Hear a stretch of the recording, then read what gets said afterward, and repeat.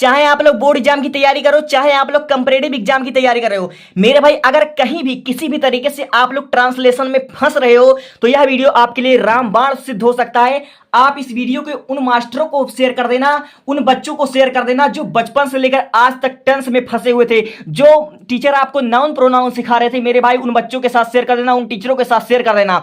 इस तरह से इस ट्रिक के माध्यम से किसी ने आज तक नहीं सिखाया होगा और ऐसे क्वेश्चन आपके बोर्ड एग्जाम में देखने को मिलते हैं। ऐसे ही आपको ट्रांसलेशन बनाने के आते हैं 6 नंबर के। ठीक है, तो मैं आपको जो ट्रिक बताने वाला हूं उसको ध्यान से सुनिएगा। मैं जो बता रहा हूं उसको बहुत ही दिमाग से और ईयरफोन लगाकर शांत स्वभाव से सुनना। देखना, बच्चा बच्चा ट्रांसलेशन बनाएगा, इस बात की मैं गारंटी लेता हूं वीडियो को शुरू करने से पहले।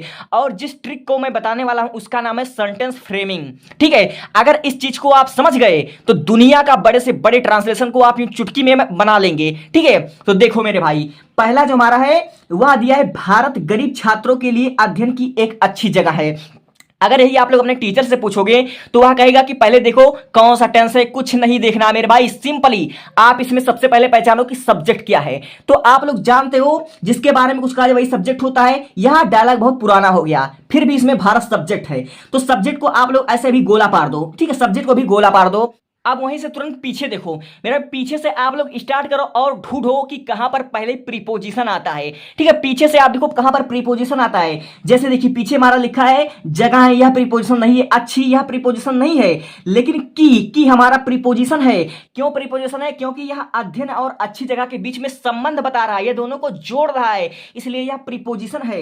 ठीक है, तो आप लोग यहीं से अंडरलाइन करना स्टार्ट कर दो। ठीक है, अब यह अंडरलाइन कहां तक करना, आपको सब्जेक्ट करना है। अब देखिए के लिए, यह भी हमारा प्रीपोजिशन है क्योंकि यह छात्र और अध्ययन के बीच में संबंध दर्शा रहा है, इसलिए यह प्रीपोजिशन है। ठीक है, अब आपको यहां से लेकर यहां तक पूरा सब्जेक्ट तक अंडरलाइन करना है। ठीक है, अब जितना आपने अंडरलाइन किया है, ठीक है, गरीब से लेकर अध्ययन की यहां तक समझ ले आपने अंडरलाइन किया है, तो इसको आप अभी भूल जाइए। ठीक है, तो आप अगर भूल जाते हो, इसको आप लोग एक तरफ से छिपा लेते हो, तो आपके सामने यही बचेगा ना कि भारत एक अच्छी जगह है। ठीक है, भारत एक अच्छी जगह है मेरे भाई, यह हो गया सिंपल सेंटेंस। तो भारत एक अच्छी जगह है, इसका आप लोग सिंपल सेंटेंस का इसका ट्रांसलेशन कैसे बनाओगे? इसका ट्रांसलेशन बनाने के लिए सबसे पहले आप लोग लिखोगे सब्जेक्ट। ठीक है, तो यहां पर हमने लिख दिया इंडिया। ठीक है, एक अच्छी जगह है, तो इज अच्छी जगह यानी कि हो जाएगा गुड। ठीक है, प्लेस, जगह का अंग्रेजी क्या होता है? प्लेस हो जाएगा। ठीक है, आपने इतना लिख दिया, सिंपल सेंटेंस आपने बना लिया। अब पीछे से आप लोग देखिए प्रीपोजिशन कहां पर आया। सबसे पहले प्रीपोजिशन आया की, तो की अंग्रेजी क्या होता है? बच्चा बच्चा जानता है भैया, की अंग्रेजी आप होता है, तो आपने आप लिख दिया।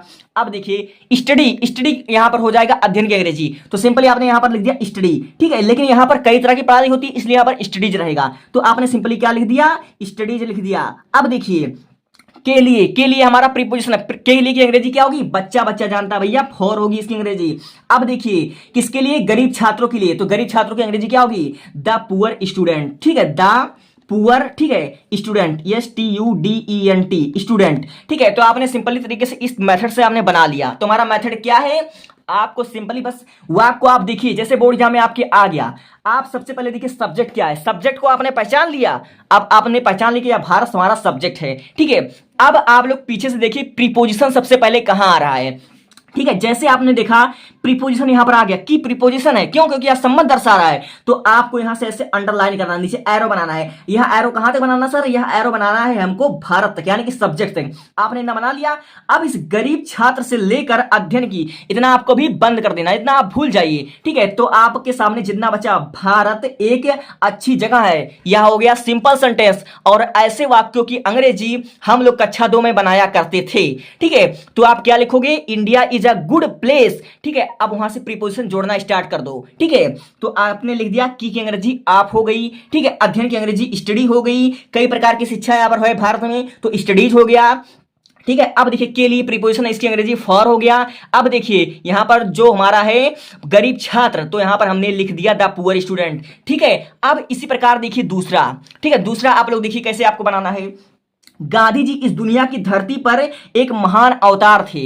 ऐसे ही बोर्ड एग्जाम में इतने लंबे लंबे वाक्य आते हैं और बच्चे कंफ्यूज हो जाते हैं। अब ढूंढते हैं कि कौन सा टेंस है। कुछ नहीं, ठीक है, कुछ नहीं है। सबसे पहले आप देखिए सब्जेक्ट क्या है। सब्जेक्ट जिसके बारे में कुछ कहा जाए वही सब्जेक्ट हो जाता है। ठीक है, तो गांधी जी के बारे में कहा जाए तो गांधी जी हमारा सब्जेक्ट हो गया। सब्जेक्ट को आपने पहचान लिया, सब्जेक्ट क्या है? गांधी जी। ठीक है, अब आप पीछे से देखिए सबसे पहले प्रीपोजिशन कहां पर पड़ रहा है। ठीक है, अवतार थी, प्रीपोजिशन है क्या? नहीं है। एक प्रीपोजिशन है कि नहीं, लेकिन ये हमारा जो है पर क्या है, प्रीपोजिशन है। धरती पर, ठीक है, पर हमारा प्रीपोजिशन है। जैसे हमारा टेबल पर किताब रखी हुई है तो हमारा पर क्या, प्रीपोजिशन है, क्योंकि वह दोनों के बीच में संबंध स्थापित कर रहा है, दोनों को जोड़ रहा है। ठीक है, तब यहां से आपने अंडरलाइन करना स्टार्ट कर दिया। अब धरती यहां पर अंडरलाइन कर दिया। अब की एक और प्रीपोजिशन आपने यहां अंडरलाइन करना स्टार्ट कर दिया। कहां तक करना, सब्जेक्ट तक, यहां तक अंडरलाइन करना स्टार्ट कर दिया। अब जितना आपने अंडरलाइन किया है उसको आप भूल जाइए। ठीक है, अब इससे लेकर पर तक आप भूल जाइए, इतना आप भूल जाइए। अब देखिए, गांधी जी एक महान अवतार थे, ये हमारा क्या है, सिंपल सेंटेंस है। गांधी जी एक महान अवतार थे। बच्चा बच्चा बता लेगा इसका यार, तो इसका क्या हो जाएगा, सिंपली आप लिखोगे गांधी जी। ठीक है, क्या आप लिखोगे, गांधी जी। ठीक है, अब देखिए महान अवतार थे। ठीक है, तो वाज थे, ठीक है, अंग्रेजी क्या होता है, वाज, तो यहां पर हमने वाज लिख दिया। अब वाज एक, तो यहां पर एक लिख दिया हमने, ए लिखा। अब अवतार, अवतार की अंग्रेजी आप लोग शायद यहां पर फंस सकते हो, लेकिन मैं बता देता हूं, इसका अंग्रेजी होता है इनकारनेशन। तो सिंपल यहां पर आप लोग क्या लिखोगे, इनकारनेशन। ठीक है, इनकारनेशन मतलब क्या होता है, अवतार। ठीक है, ऐसे आपके बोर्ड एग्जाम में आता है। ठीक है, अब देखिए पीछे से आप लोग पकड़िए प्रीपोजिशन को। प्रीपोजिशन हमारा क्या है, प्रीपोजिशन हमारा पर। ठीक है, तो पर की अंग्रेजी हमारा क्या होता है, ऑन होता है। तो सिंपल यहां पर हम लिखें ऑन। ठीक है, अब धरती, धरती की अंग्रेजी क्या होता है, लैंड होता है। ठीक है, तो यहां पर हम सिंपली लिख देंगे ऑन द लैंड। ठीक है, तो यहां पर हमने क्या लिख दिया, ऑन द लैंड। अब देखिए की, तो की अंग्रेजी फिर हम कहां लिखेंगे, ऑफ लिख देंगे। अब देखिए इस दुनिया, तो इस दुनिया का क्या हो जाएगा, इस दुनिया, इस संसार, इस हिस्ट्री, इसकी अंग्रेजी क्या हो जाएगी, दिस। ठीक है, वर्ल्ड। ठीक है, सिंपल यहां पर हम लिख देंगे दिस वर्ल्ड। अब बताओ प्यारे, तुमको समझ में आया कि नहीं आया। ठीक है, तो आपको यही करना है। सबसे पहले कोई भी वाक्य आ जाए, बड़े से बड़ा वाक्य, आपको सब्जेक्ट देख लेना है, उसके बाद आपको प्रीपोजिशन पे जाना है। ठीक है, तो गांधी जी हमने सब्जेक्ट पहचान लिया। अब पीछे आओ, पीछे से आप देखो प्रीपोजिशन सबसे पहले कहां पड़ रहा है। तो प्रीपोजिशन हमारा पर प्रीपोजिशन है, की प्रीपोजिशन है।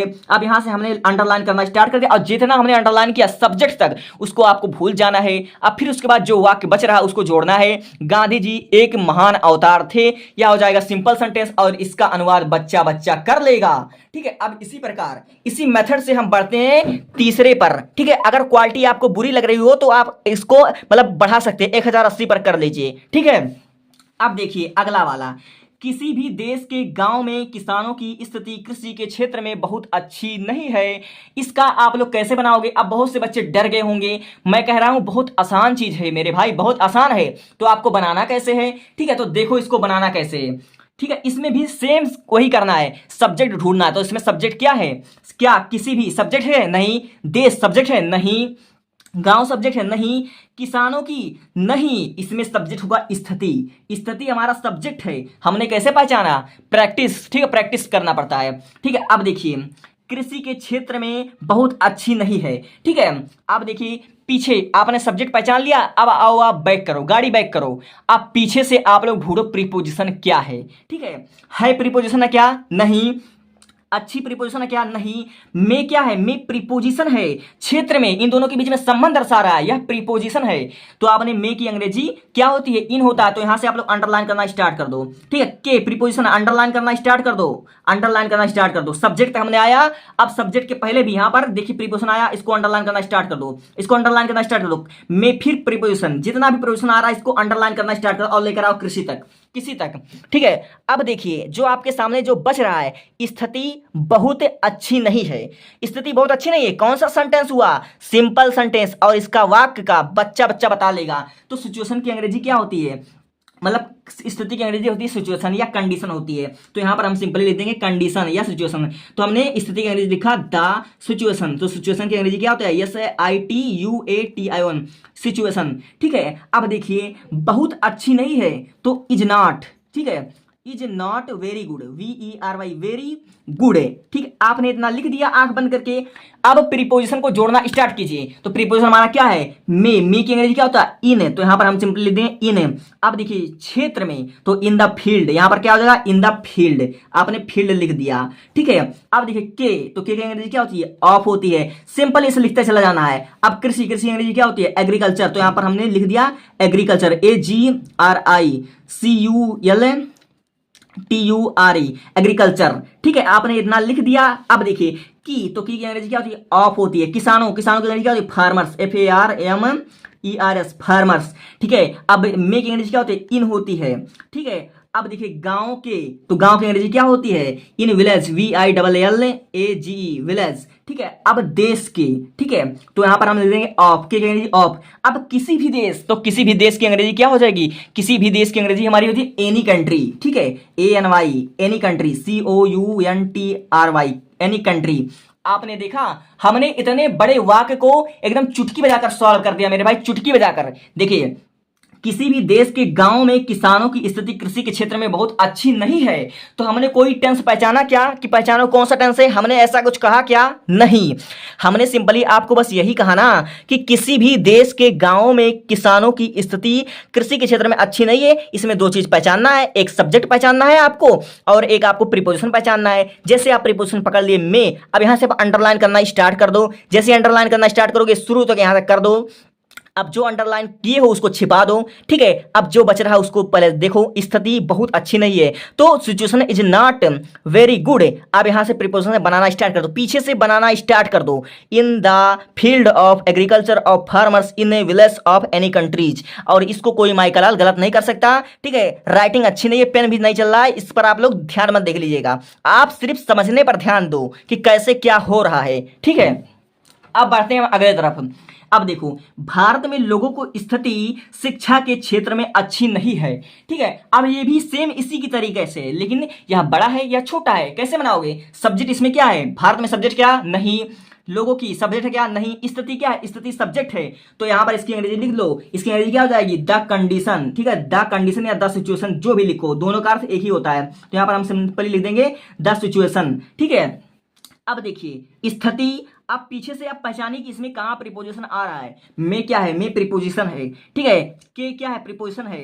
ठीक है, ये सब प्रीपोजिशन, अब प्रीपोजिशन को ऐसे अंडरलाइन कर दो, ऐसे अंडरलाइन कर दो, ऐसे अंडरलाइन कर दो, ऐसे अंडरलाइन कर दो।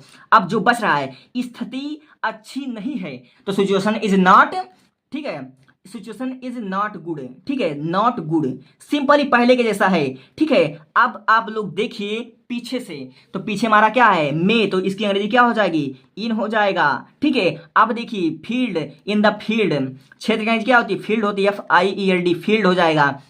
अब देखिए शिक्षा के क्षेत्र में, ठीक है, तो की अंग्रेजी होती है आप, शिक्षा के जो एजुकेशन, EDUCATION, एजुकेशन। ठीक है, अब देखिए लोगों की, तो यहां पर की अंग्रेजी ऑफ हो जाएगा और लोगों की अंग्रेजी पीपल हो जाएगा, PEOPLE, पीपल। ठीक है, अब देखिए किसमें? इंडिया में, भारत में, तो यहां पर इन इंडिया हो जाएगा, इन INDIA, इंडिया। ठीक है, यहां पर हम इंडिया लिख देते हैं। ठीक है, राइटिंग थोड़ी बैड हो सकती है लेकिन बहुत अच्छी है। ठीक है, समझाने का तरीका बेटर है। तो इस तरह से आप बनाओगे, चाहे जितनी बड़ी सेंटेंस हो, अगर ट्रिक पहचान गए तो सब बना ले जाओगे। ठीक है, राइटिंग बैड हो सकती है लेकिन समझने के लिए, समझदार के लिए काफ़ी होती है। और टॉपर्स की राइटिंग बुरी ही होती है, टॉपर्स की राइटिंग और डॉक्टर की राइटिंग जो होती है वह अच्छी नहीं होती है। ठीक है, तो उम्मीद करता हूँ यह वीडियो आपको बहुत अच्छा लगा होगा। ठीक है, अगर अच्छा लगा तो जरूर सब्सक्राइब कीजिएगा, कमेंट करके बताइएगा कि क्या कमी रह गई है पढ़ाने में। Thank you.